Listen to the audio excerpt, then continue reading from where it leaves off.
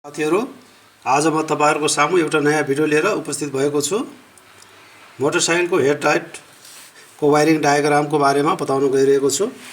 हामीहरुको मोटरसाइकलमा जो हेडलाइट बलिरहेको हुन्छ त्यसले करेन्ट कसरी पाएको हुन्छ र कहाँ स्विच लागेको हुन्छ यस डायग्रामबाट तपाई बुझ्न सक्नुहुन्छ।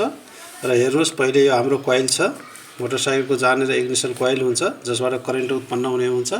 यो म्याग्नेट कभरको भित्र हुन्छ र यसबाट नै पहिले करेन्ट उत्पन्न हुन्छ र यसबाट दुईवटा तारहरू बाहिर ल्याइएको छ र एउटा तारलाई हामीले सिधै ल्याएर यसरी ब्याट्रीको माइनस टर्मिनलसँग जोडिएका हुन्छौं र साथै गरी यही माइनस टर्मिनललाई फेरि लगेर हामीले माथि चेसिसमा दिएका हुन्छौं। चेसिस भनेको मोटरसाइकलको जति पनि फलाम भएको जति पनि भागहरू हुन्छ सबैलाई हामीले चेसिस भन्छौं। त्यसकारण मोटरसाइकलको त्यो फलामको पुरै भागमा जहिले पनि करेन्टको एउटा माइनस करेन्ट हिँडिरहेको हुन्छ। त्यसकारणले हामीले कोइलबाट उत्पन्न भएको करेन्ट एउटा सिधै ब्याट्रीमा दिन्छौं भने एउटा हामीले सिधै चेसिसमा दिएका हुन्छौं र त्यही क्रममा त्यही चेसिसबाटै फेरि रेक्टिफायर डायोडलाई पनि हामीले इनपुट दिएका हुन्छौं। हेर्नुस्, यो रेक्टिफायर डायोड हो र यो रेक्टिफायर डायोडमा चारवटा पिनहरू हुन्छ जसमा एउटामा सिधै उले अर्थिङ पाइरहेको छ, इनपुट भइरहेको छ।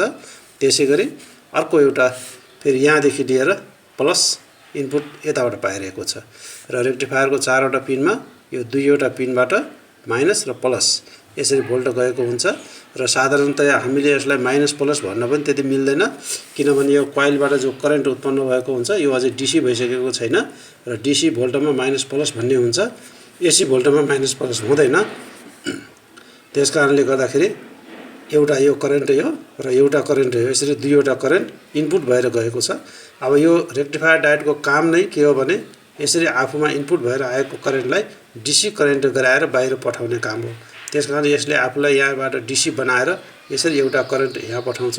यो डीसी भएर निक्लिएको छ, 12 भोल्ट प्लस भएर निक्लिएको छ र यो हाम्रो सिधै अन अफ स्विच जो हेडलाइटको स्विच हामीले अन गर्छौं या अफ गर्छौं। आजभोलिको बाइकमा अटोमेटिक अन दिएको छ र पहिलेको बाइक जसमा हामीले हेडलाइट अन अफ गर्थ्यौं या आजभोलिको बाइकमा पनि हामीले यदि अन अफ स्विच राख्यौं भने यहाँनेर यसरी नै अन अफ स्विचमा यो प्लस भोल्ट आएको छ रेक्टिफायरबाट। अनि त्यसैगरी रेक्टिफायरबाट अर्को पनि तार निक्लिएको छ, यसबाट पनि प्लस भोल्ट निक्लिएको छ डीसी भएर र यो चाहिँ ब्याट्रीको प्लस टर्मिनलमा गएको छ।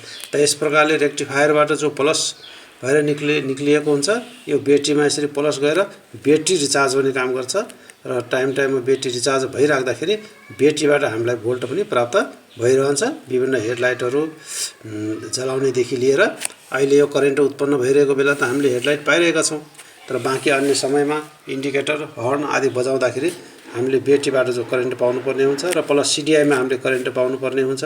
त्यसकारणले ब्याट्रीलाई हमेशा चार्ज गरिराख्नको लागि रेक्टिफायरले एउटा वायरले यता जोडिएको छ, यसरी ब्याट्री चार्ज भइरहेको छ र यही रेक्टिफायरबाट अर्को प्लस वायर यहाँबाट निकालिएको छ र यो हाम्रो सिधै यसरी हेडलाइटको अन अफ स्विचमा गएको छ।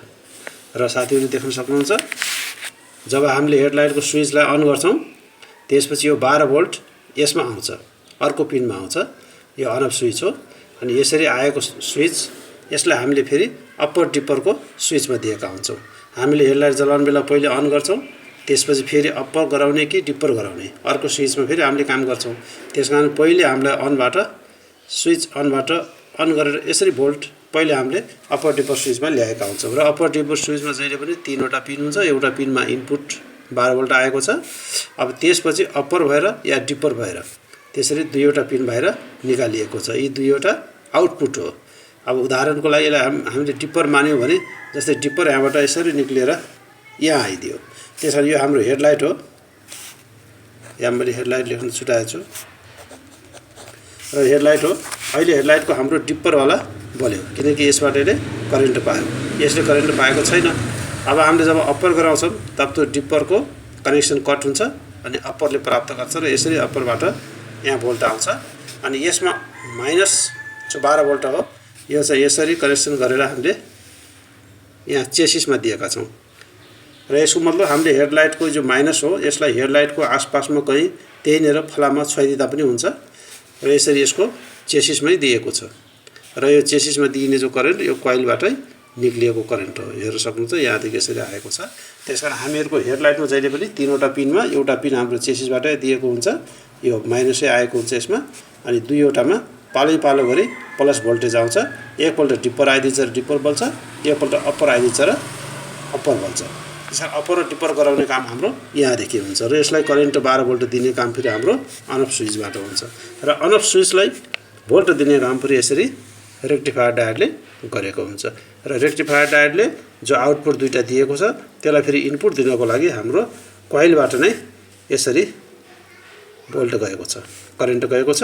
एउटा करेन्ट यसरी माइनस भएर फेरि यो चेसिसबाट भएर गएको छ र यहाँ देख्न सक्नुहुन्छ दुईवटा इनपुट दुईवटा आउटपुट यसरी रेक्टिफायरले काम गरेको हुन्छ। र नर्मली बाइकहरुमा हेडलाइटको समस्या समाधान गर्नको लागि हामीहरुको हेडलाइटमा यदि बलेन, हेडलाइटमा यो तार अथवा यो तार कुनै खराब हुन सक्छ, या त यसले माइनस पाइरहेको छैन भने पनि हेडलाइट बल्दैन र यदि यो अप्पर र डिप्परमा खराबी आइदियो भने पनि डिप्परले काम गर्ने तर अप्परले नगर्ने, किनकि अप्परको यहाँदेखि तार आइरहेको छैन।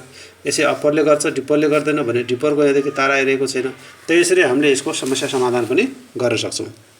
यदि हाम्रो अप्पर डिप्पर दुवै बलिरहेको छैन भने हुनसक्छ अप्पर डिप्पर स्विचमा जुन इनपुट आइरहेको छ यसमा 12 भोल्ट आएको छ कि छैन हामीले यो चेक गर्नुपर्छ। यदि हाम्रो अनबबाटै केही खराबी भयो भने यसले भोल्ट नपाउन सक्छ। त्यस्तो बेलामा हाम्रो अप्पर डिप्पर कुनै पनि बल्ने छैन। त्यसैले हामीले यहाँनिर भोल्ट चेक गर्नुपर्ने हुन्छ। पहिले इनपुट चेक गर्नुपर्ने हुन्छ, त्यसपछि आउटपुट चेक गर्छौँ। यदि इनपुटमा आएको छ आउटपुटमा गएको छैन भने यो स्विचलाई बदल्नुपर्छ। यहाँनिर स्विचको खराबी देखिन्छ र स्विचलाई बदल्नुपर्ने हुन्छ। र यदि यसले आउटपुट पाइ नै राखेको छैन भने यहाँदेखि यो रेक्टिफायर डायोडसम्मको वायरलाई हामीले चेक गर्नुपर्छ। यो वायर बिचमा कहीँ कटेको हुनसक्छ र यसलाई हामीले यसरी चेक गर्दै जाँदाखेरि रेक्टिफायरको आउटपुट चेक गर्छौँ। यदि यहाँ आउटपुटमा छ तर यहाँनिर भोल्ट आइरहेको छैन भने यो बिचको वायर खराब छ भन्ने कुरा थाहा हुन्छ र हामीले यसमा नयाँ वायर लगाएर यसलाई चेन्ज गर्छौँ। त्यस प्रकारले हाम्रो हेडलाइटले काम गरिरहेको हुन्छ।